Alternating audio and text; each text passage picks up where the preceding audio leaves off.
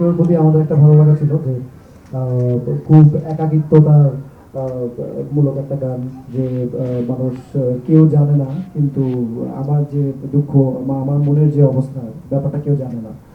So এই সাবজেক্টে যখন আমরা গান করতে যাই, পরে গানটার লেন্থ মনে হয় 3 থেকে 4 মিনিট ছিল।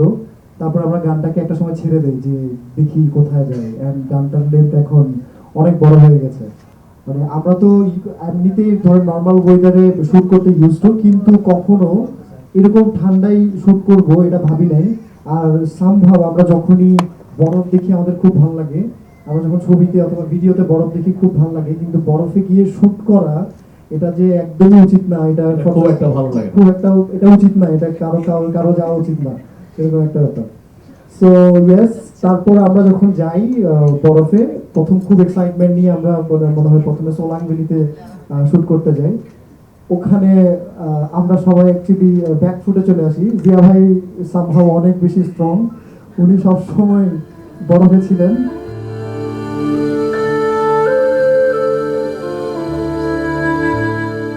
আমি অনেক অনেক মানে best wish for the band আর কি, যে সামনে ইনশাআল্লাহ আরো ভালো কিছু দেখবো। আর এই আমি 100% আমি বিলিভ করি যে এই গানগুলোর যে মিউজিক ভিডিও, এটা আসলে নতুন কিছু বাংলাদেশে নিয়ে আসবে, আর সামনে মানুষ আরো ইন্সপায়ার হবে। আর আমি এটাই বিলিভ করি আর কি। Thank you. অনেক কষ্ট ছিল, তবুও হচ্ছে আমরা ফুল টিম এনজয় করছি, কারণ এন্ড অফ দ্য ডে সবাই একসাথে হয়ে হচ্ছে বিভিন্ন জিনিস প্রত্যেকদিন রাতে ডিসকাস করতাম, বা প্রত্যেক দিনের যে শুটিং এর যে মেমোরিজ গুলা বা নেক্সট প্ল্যান কি হবে এগুলা নিয়ে আড্ডা দেওয়া। তো সব দিক থেকে যদি চিন্তা করি খুবই ভালো ছিল।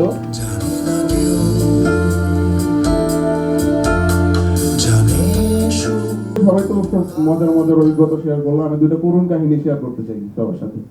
একটা হলো, আমি আমার তো ড্রামস ক্যারি করেছি, ওখানে 2টা কার্টুনে করে ড্রামস নিয়ে যাওয়া হয়েছে। ড্রামস নিয়ে যখন আমি ওখানে আনপ্যাক করলাম, আনপ্যাক করার পরে আমরা ওইটা সব সেট করলাম, তো কার্টুন 2টা খোলা অবস্থায় ছিল। তারপরে আমি আমার ড্রামস নিয়ে অনেক দূরে, 1 মাইল দূরে একটা জায়গায় সেট আপ করতে নিয়ে গেলাম, তো কার্টুনটা ওখানে ছিল, আমি ওই ড্রামসের সাথে চলে গেছি। পরে শুনলাম বাকিদের কাছে যে ওখানে যারা বেড়াতে গেছে তারা ভাবছে ওইটা ডাস্টবিন, তারা ওই কার্টুনের মধ্যে পানির বোতল, চিপসের প্যাকেট, আইসক্রিমের কোষা, হ্যাঁ আইসক্রিমের কোষা, ওগুলো আমি পরে পাইছে ভাই। না, ওটার একটা দারোয়ান ছিল, দারোয়ান হচ্ছে আমাদের দীপু, যে সবাইকে বলছে যে না এটা ডাস্টবিন না প্লিজ।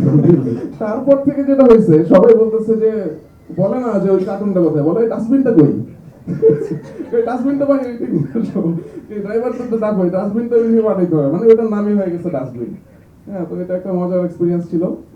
আর একটা ব্যাপার ছিল, আমি সবসময় দেশের বাইরে গেলে যেটা করি, সব ধরনের মেডিসিন সাথে করে নিয়ে যাই।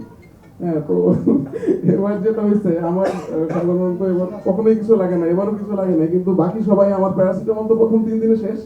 হ্যাঁ, ডায়রিয়ার ওষুধ সবগুলো খেয়ে শেষ করে ফেলছে। তো এরকম মানে শেষে মনে হয়েছে যে সবগুলো আনলাম, সবই খেয়ে ফেলছে, এখন নিজের যদি কিছু হয় তখন কই যাব। হ্যাঁ, মানে ব্যাপারটা হয়েছে সবাই সিক হয়ে গেছে, মোটামুটি পুরো টিমের 60%ই আসলে অসুস্থ হয়ে গেছিল। তো আমাদের আসলে আমরা খুব লাকি যে শেষ পর্যন্ত এটা পুল অফ করতে পারছি, যে লাস্টের দিকে দীপু এমনই অসুস্থ হয়ে গেছিল, তখন আমি ওকে বলতেছি যে আমাদের লাইফটা এটা, কনসার্ট হোক বা শুটিং হোক, জান থাকলে ওকে আমরা ধরে নিয়ে বসাবো। আমি লাইফে যে বরফ দেখি নাই, ওখানে যে বরফ দেখছি, আমি আসার পরে সবাইকে একটা কথা বলছিলাম, আগামী 5 বছর যদি আমি ফ্রিজের বরফও না দেখি আমার কোনো প্রবলেম নেই।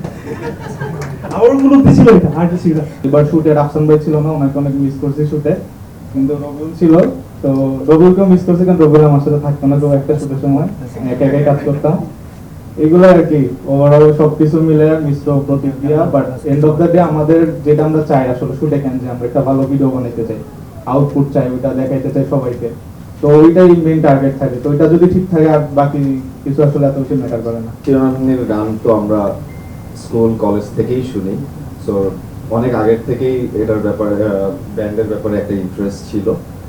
আর আমি যেটা বলবো যে জিয়া ভাই সঙ্গে যখন আমার একটা সুযোগ হলো এই গানটা স্পন্সর আমি বলবো না, বাট আমি বলবো যে we are happy to be with চিরনাথন।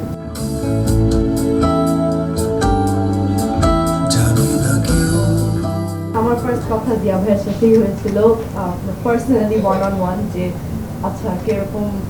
আমি অনেক নার্ভাস ছিলাম, বাট জিয়া ভাই made it really possible and then easy for me.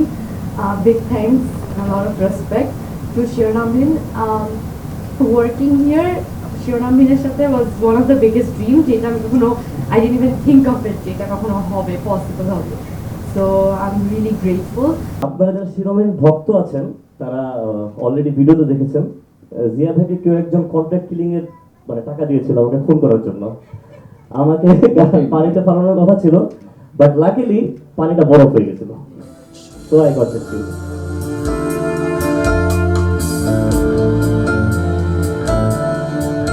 এই অ্যালবামটা একটু ডিফারেন্ট। এই অ্যালবামটা হচ্ছে আনপ্লাগড, অনেকগুলো ইনস্ট্রুমেন্টের ইউজ হয়েছে এই অ্যালবামে। শারদ, বোদরান, অনেক ধরনের ফ্লুট, এছাড়া হচ্ছে কি বেঞ্জো, মানে অ্যাকুস্টিক ইনস্ট্রুমেন্টের ইউজ আছে অনেক বেশি। সো এই জন্য মিউজিক্যালি অ্যালবামটা অনেক বেশি সামহাও কানেক্ট করতে পারি আর অনেক মেলোডিয়াস। সো ইয়েস, প্রত্যেকটা গান সামহাও আমরা কানেক্ট করতে পেরেছি অ্যালবামে।